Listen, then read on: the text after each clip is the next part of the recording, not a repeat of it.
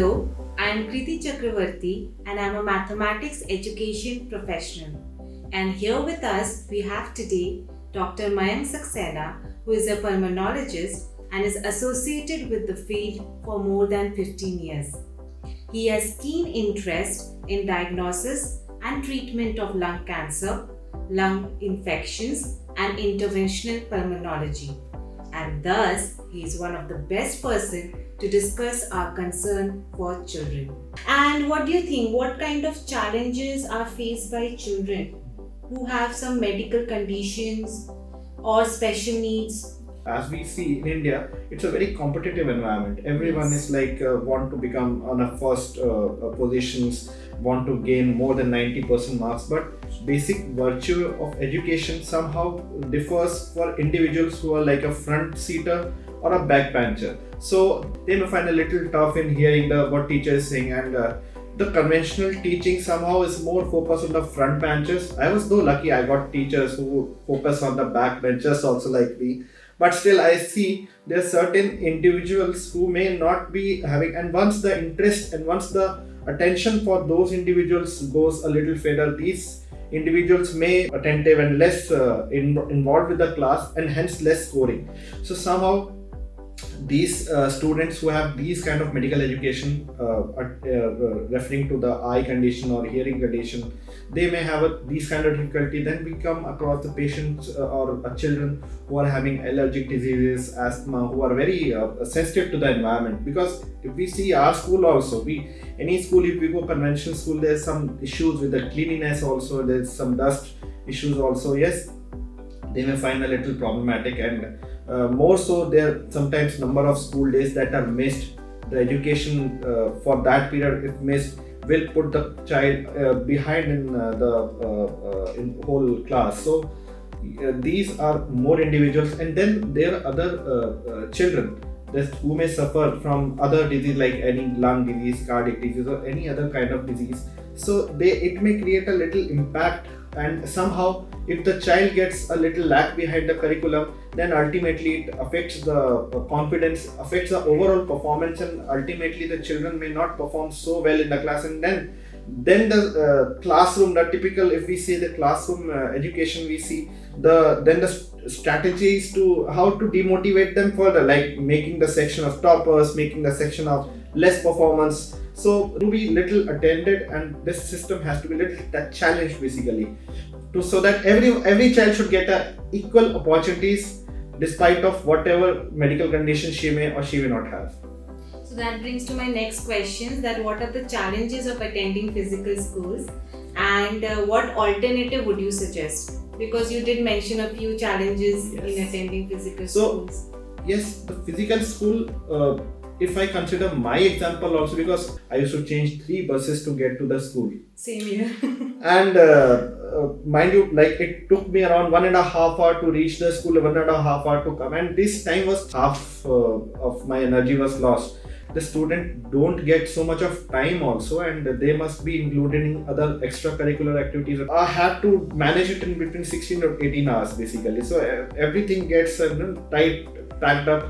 If I see them, they are struggling with their schedule, they are struggling with their studies, the balancing out all the extracurricular activities, and these are the challenges that these students face. So if you see your child is struggling, you can always explore. The COVID has opened up the scenario of online education also. So we should also think about, it's an out-of-box thing. If you see that your child deserves more attention toward the sports or more towards a certain specific topic, why not to channelize his energy toward that specific topic? Maybe he want to be get coaching on maybe physics more, and we want a conventional schooling also. So that way you can balance it out. Yes, so I think there should be a scenario where the particular interest should be more focused upon, and the rest of the things can be taken care of with the online curriculum. And also if I see even the children these days, they are most versed with the digital education also. Like in our times, we were the book readers, but now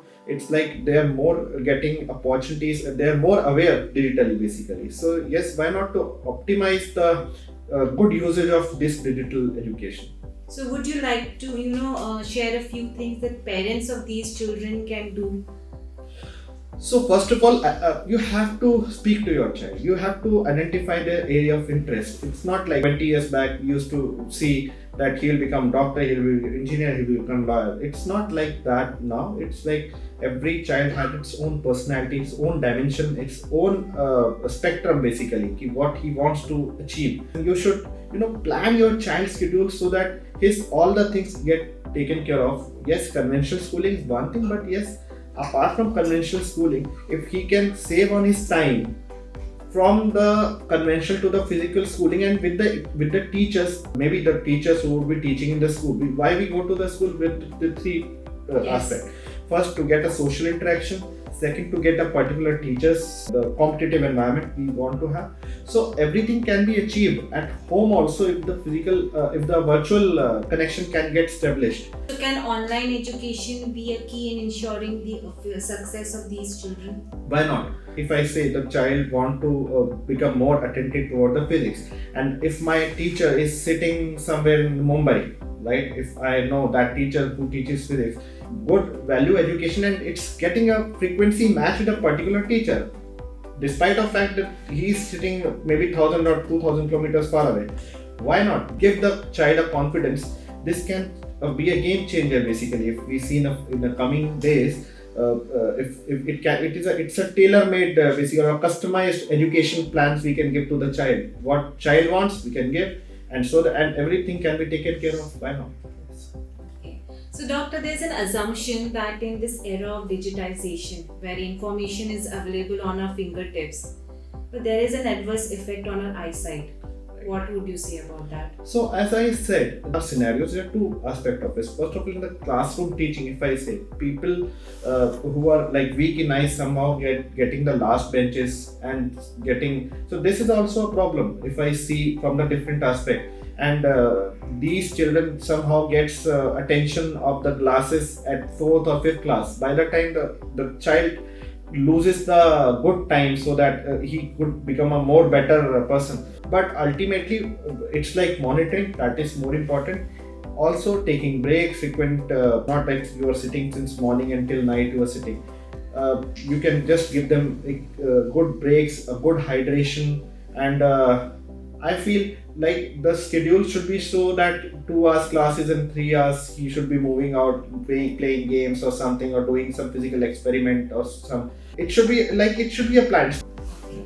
So, my last question would be, can we say that the online schooling will help the child to overcome the challenges and give them necessary education, as well as provide a holistic environment for their success? It can be a good alternative for the people who are having some difficulties, who are having some challenges, or who have some extra, like maybe in sports or maybe in some extra subject they may want the more keen interest into. So it can be a game changer for quite a lot of individuals basically who may not be very much benefit with the conventional schooling. At least a thought to give upon is a need of time. Thank you so much, doctor, for your time, for your views on all these questions. Thank you so much. Thank you.